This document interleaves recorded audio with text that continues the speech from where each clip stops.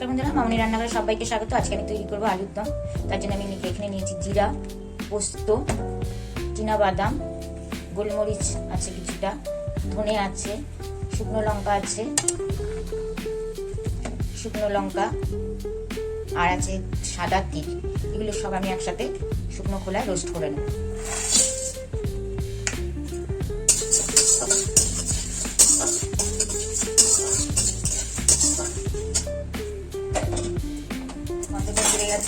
আমি এবার নামিয়ে নিচ্ছি। আমি এটাকে ঠান্ডা করে তারপরে ডাস্ট করব।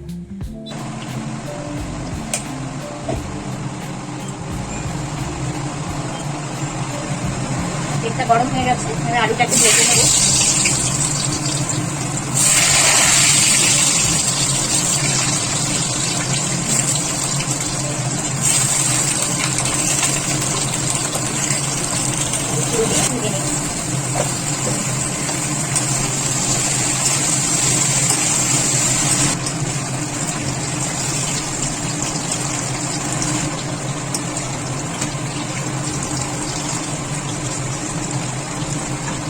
আলুগুলো ভাজা হয়ে গেছে, আমি তুলে নিলাম। টমেটো দিলাম, মশলাটা হবে বাটা মশলা যেটা করবো। টমেটো, আদা, কাঁচা লাল লঙ্কা দিলাম 4-5টা,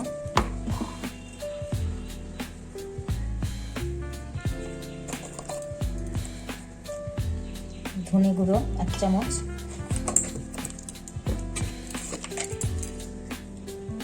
জিরা গুঁড়ো 1 চামচ, আর দেবো মৌরি গুঁড়ো 1 চামচ। সব একসাথে পেস্ট করবো। আলু ভাজার ওই তেলটার মধ্যে আমি গোটা গরম মশলা, জিরা ফোড়ন দিয়ে দিলাম, সাথে দিয়ে দেবো তেজপাতা,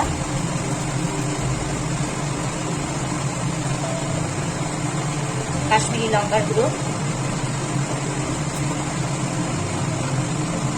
হলুদ গুঁড়ো,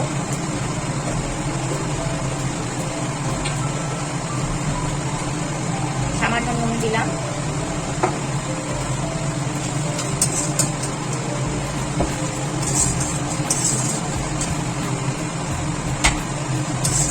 রেখেছিলাম যে মশলাটা, টমেটো আদা পেস্টটা দিয়ে দিলাম।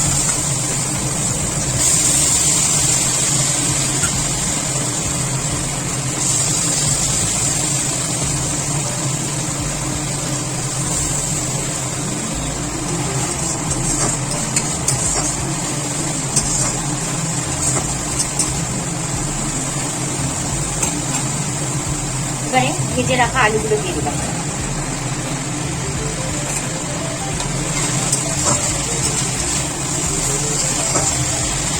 টক দই 2 চামচ দিয়ে দেবো।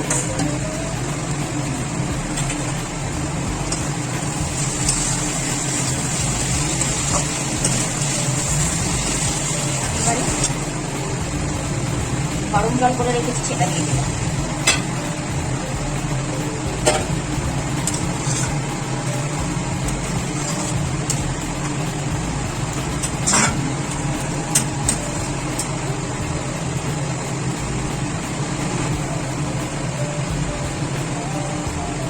আমি পরিমাণ মতো নুনটা দিয়ে দিলাম 1 চামচ।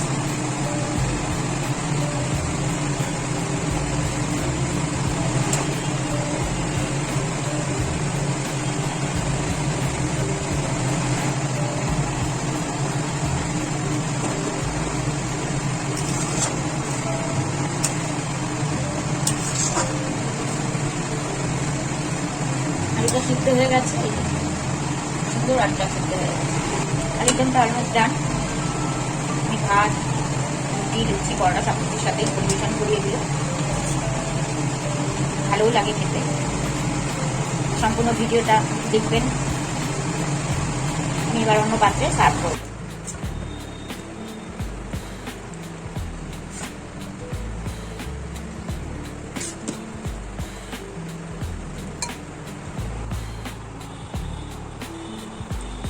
আলুদমটা আমি সার্ভ করে দিয়েছি অন্য পাত্রে।